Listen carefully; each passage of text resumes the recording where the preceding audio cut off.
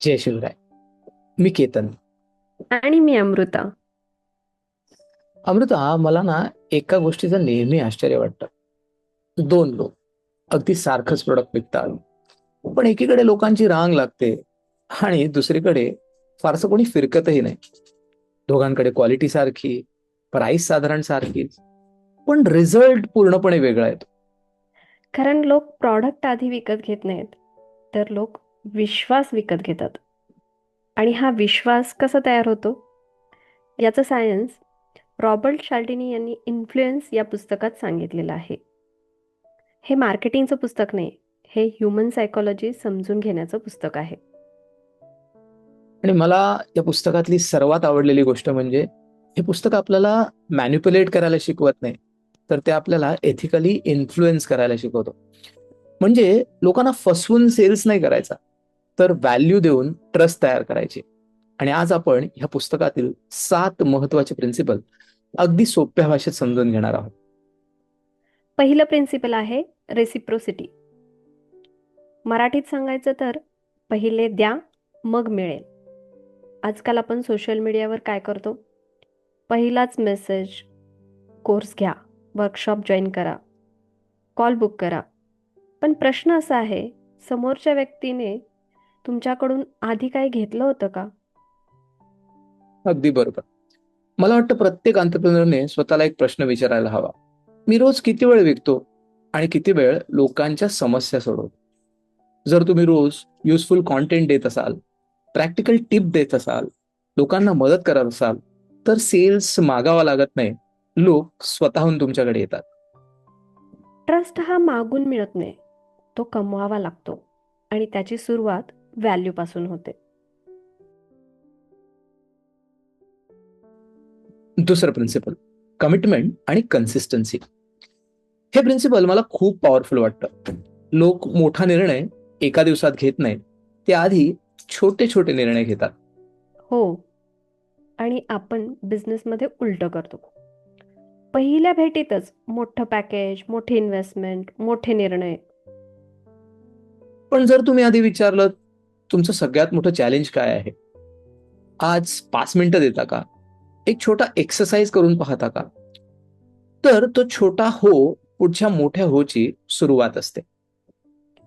Leadership म्हणजे pressure नाही, लोकांना त्यांच्या कमिटमेंटची आठवण करून देणं. तिसरा प्रिन्सिपल आहे सोशल प्रूफ. आपण हॉटेल बुक करताना रिव्ह्यूज बघतो, ॲमेझॉनवर रेटिंग्ज बघतो, रेस्टॉरंट निवडताना फोटोज बघतो. का? कारण आपल्याला वाटतं माझ्यासारख्या लोकांचा अनुभव काय आहे, आणि ह्यालाच सोशल प्रूफ म्हणतात. बिझनेसमध्ये testimonials, client results, before after, reviews या सगळ्याची खूप गरज आहे. तुम्ही स्वतःबद्दल कितीही बोललात, त्यापेक्षा एक क्लायंटचा अनुभव हा जास्त प्रभाव टाकतो. त्या पुस्तकातलं चौथं प्रिन्सिपल आहे अथॉरिटी. अथॉरिटी म्हणजे मोठं ऑफिस, मोठा लोगो किंवा मोठी डिग्री नाही. अथॉरिटी म्हणजे लोकांना वाटलं पाहिजे, हा माणूस मला योग्य दिशा देऊ शकतो. नॉलेज, अनुभव, रिझल्ट किंवा क्लॅरिटी, ह्या 4 गोष्टी ऑथॉरिटी तयार करतात. कॉन्टेंट तयार करताना लोकांना इम्प्रेस करण्याचा प्रयत्न करू नका, युजफुल बनण्याचा प्रयत्न करा. सर, या पुस्तकातला सगळ्यात चांगला प्रिन्सिपल म्हणजे लायकेबिलिटी. लोक नेहमीच बेस्ट प्रॉडक्ट आहे म्हणून खरेदी करत नाहीत, तर ते त्या व्यक्तीकडून खरेदी करतात जी त्यांना आवडते, समजून घेते आणि त्यांच्यासोबत त्यांना कम्फर्टेबल वाटतं. आपण स्वतःही विचार केला तर जिथे आपल्याला आदर मिळतो, आपलं ऐकून घेतलं जातं, तिथेच आपण पुन्हा पुन्हा जातो. अगदी खरंय.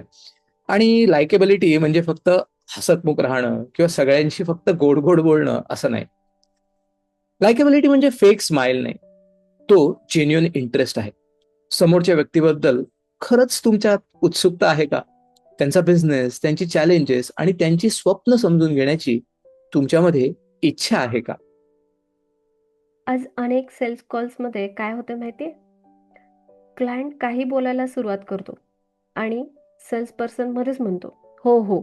मला समजलं, आमच्याकडे त्याचं सोल्युशन आहे. पण खरंच त्यांना समजलेलं असतं का? अनेक वेळा नाही.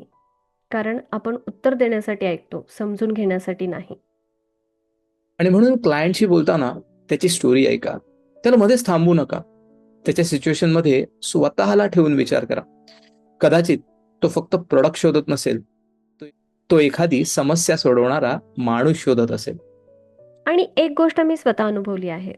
जेव्हा आपण क्लायंटला 2 मिनिटं मनापासून ऐकतो, तेव्हा अनेकदा तो स्वतःच म्हणतो, मला वाटतं तुम्ही माझी सिच्युएशन समजून घेतलेली आहे. त्या त्या एका वाक्यातच अर्धा ट्रस्ट तयार होतो. लोकांना सर्वात जास्त काय आवडतं माहितीये? त्यांना महत्व देणारी माणसं, त्यांना समजून घेणारी माणसं, त्यांना रिस्पेक्ट देणारी माणसं. रिलेशनशिप तयार झाल्यावर बिझनेस आपोआप वाढायला सुरुवात होते. 6वा चॅप्टर आहे स्केअरसिटी. आता येतो असा एक प्रिन्सिपल ज्याचा मार्केटिंगमध्ये सगळ्यात जास्त गैरवापर केला जातो. आज लास्ट डे आहे, लास्ट चान्स आहे, ओनली फॉर टुडे, ऑफर संपत आहे. आणि गंमत म्हणजे दुसऱ्या दिवशी परत तीच ऑफर सुरू असते. हो. आणि त्यामुळे सेल्स कदाचित एकदा होईल, पण ट्रस्ट नक्कीच कमी होतो. कारण लोकांना एकदा खोटेपणा जाणवला, की ते पुन्हा सहज विश्वास ठेवत नाहीत.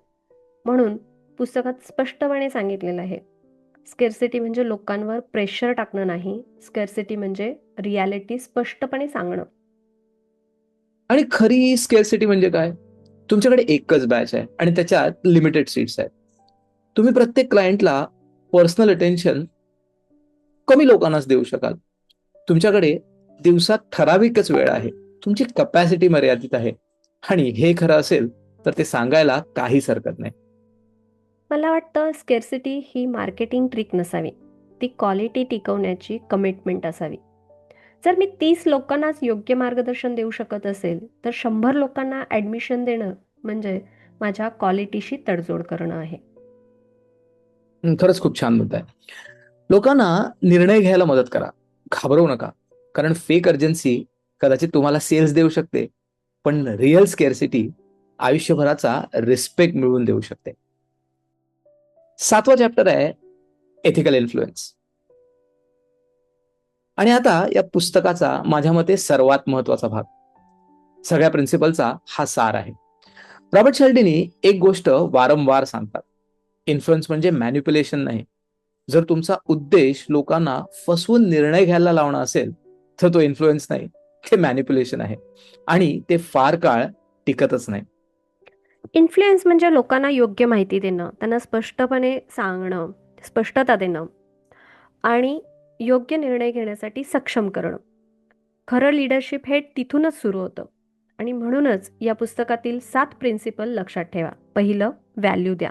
दुसरं, स्मॉल कमिटमेंटने सुरुवात करा. तिसरं, प्रूफ दाखवा. चौथं, नॉलेज आणि एक्सपिरियन्स शेअर करा. 5वं, रिलेशनशिप बिल्ड करा. 6वं, रिअल स्कॅर्सिटी वापरा. आणि 7वं, हे सगळं नेहमी एथिकल पद्धतीने करा. आणि मला वाटतं हे प्रिन्सिपल फक्त मार्केटिंगसाठी नाहीत, हे लिडरशिपमध्ये देखील उपयोगी आहेत, पॅरेंटिंगमध्ये देखील उपयोगी आहेत, टीम मॅनेजमेंटमध्ये देखील उपयोगी आहेत आणि आपल्या वैयक्तिक नातेसंबंधातही ह्याचा प्रचंड उपयोग आहे. कारण प्रत्येक ठिकाणी शेवटी माणूसच असतो आणि माणूस विश्वासावर चालतो. म्हणूनच या पुस्तकाचा एकच सारांश मला जर सांगायचा असेल, तर मी असं म्हणेन, लोकांना इम्प्रेस करण्याचा प्रयत्न करू नका. त्यांच्या आयुष्यात व्हॅल्यू निर्माण करण्याचा प्रयत्न करा. जेव्हा व्हॅल्यू, ट्रस्ट आणि क्लॅरिटी एकत्र येतात, तेव्हा इन्फ्लुएन्स आपोआप तयार होतो. आणि म्हणूनच जर हे 7 प्रिन्सिपल एका वाक्यात सांगायचे असतील तर ते असे सांगता येतील: influence is equal to trust अधिक व्हॅल्यू अधिक क्लॅरिटी. आणि जे उद्योजक ह्या 3 गोष्टी सातत्याने पाळतात त्यांना सेल्ससाठी लोकांच्या मागे धावावं लागत नाही, लोक स्वतः त्यांच्याकडे विश्वासाने येतात. जर तुम्ही उद्योजक असाल, कोच, कन्सल्टंट, फ्रीलान्सर किंवा बिझनेस ओनर असाल, तर ही प्रिन्सिपल फक्त वाचू नका, बिझनेसमध्ये वापरा. आणि अशाच पुस्तकांवर चर्चा, बिझनेस फ्रेमवर्क, ऍक्शन प्लॅन्स आणि ग्रोथ माइंडसेट याच्यावर आम्ही प्रत्येक आठवड्याला आमच्या स्वराज्य क्रियाचक्रमध्ये भेटतो. ही फक्त बुक रीडिंग कम्युनिटी नाहीये, ही ऍक्शन घेणाऱ्या उद्योजकांची एक कम्युनिटी आहे. जर तुम्हालाही अशा विचारांच्या लोकांसोबत शिकायचं असेल, ग्रो व्हायचं असेल, बिझनेसमध्ये प्रॅक्टिकल इम्प्लिमेंटेशन करायचं असेल, तर खाली डिस्क्रिप्शनमध्ये दिलेल्या लिंकवर क्लिक करून स्वराज्य क्रियाचक्रमध्ये आजच जॉईन व्हा. हा व्हिडिओ आवडला असेल तर लाईक करा, शेअर करा आणि चॅनलला सबस्क्राईब करायला विसरू नका. जय शिवराय. जय शिवराय.